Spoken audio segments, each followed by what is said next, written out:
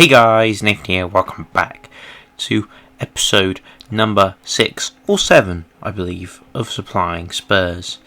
And in today's episode, we have got a bit of a GOALFEST, is how I'm going to put it. I think that's going to be the little catchphrase for the video as well. Because there are a lot of goals, which probably is the reasoning why the video is 7 minutes long. But first, we pick up the Reese for the net. Basically, he was our final normal player we actually need in order to complete the standard first team, if you know what I mean. He's actually going to make a difference. I need to buy Dele Alli for the backup team, because we're still using Colt back. But he's just at 1.5k and I can't be asked to pay that, and I keep getting outbid, so yeah. And then we've got to work towards the informed players, which include Son, Lamella, Kane and Eriksen. Eriksen is 80k now, I think, or 80 to 100k now. He's going to be the final one I pick up, because I'm going to try and trade up before January to get him. And then you got the old Lamella and Kane are all around 30k. Son is going to be the first one I buy though, because his normal card isn't performing as well. He does alright, but then he doesn't get the goals, you know what I mean. So in this game we are winning 3-1, I think, at this point. And these early games, the earlier games I played in this episode were sort of a easy ride. This guy wasn't great, but Kane kept springing free in the striker position, and that third goal just signified it. See that again there, just springing free any player and finessing into the bottom corner. It's one of the advantages of using the 4-3-3 attack. Sorry, I'm so tired.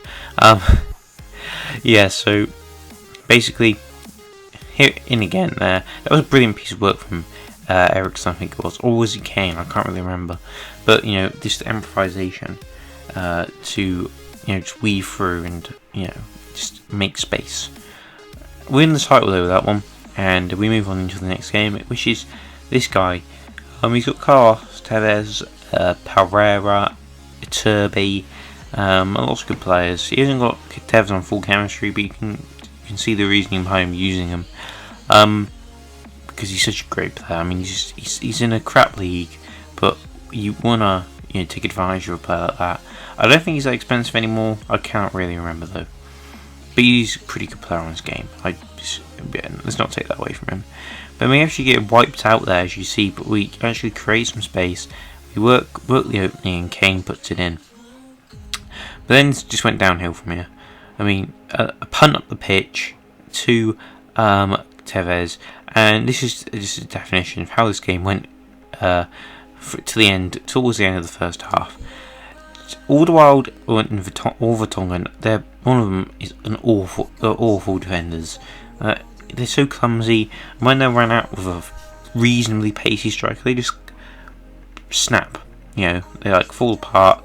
It's like Sunday League defending basically. And you have to jockey just to keep them in the game basically. But we get a lucky goal. We get a really lucky break there with Mason getting in and shooting across the keeper. But we knew we could come back at that point. I mean, a 2-goal lead is absolutely nothing in FIFA, and we split across and we just hit the nail on the head. And then this guy finally broke. He was pretty pissed, to be honest. And he in his rage he slid, took me out, and actually got a penalty, and Townsend puts it in, which gives us a 4-3 victory. But it's one of those things in FIFA. When you're 2-0 up and you lose 3-2, you really feel you've thrown it away. But in the end, it's nothing, because in 10 minutes you can pull back, you can score 3 goals if you're on form, I guess. So it's what people have the most of it when they lose a lead of at least 2 goals. They're pretty slender in FIFA, so you gotta really hit the advantage while you can by scoring 4 goals. Then I wasn't really happy. I drew 0-0, and then I played a fitness game and I lost 5-3.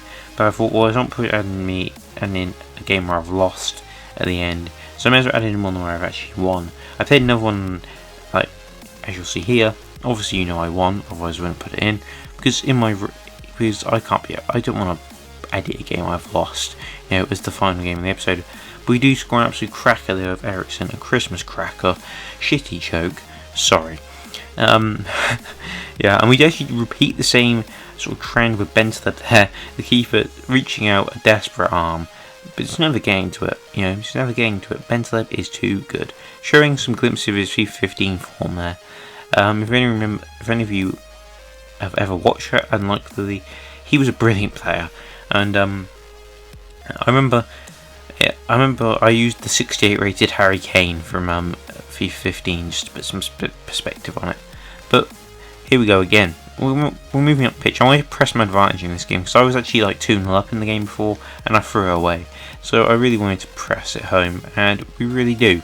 We're 4-0 up in the first half.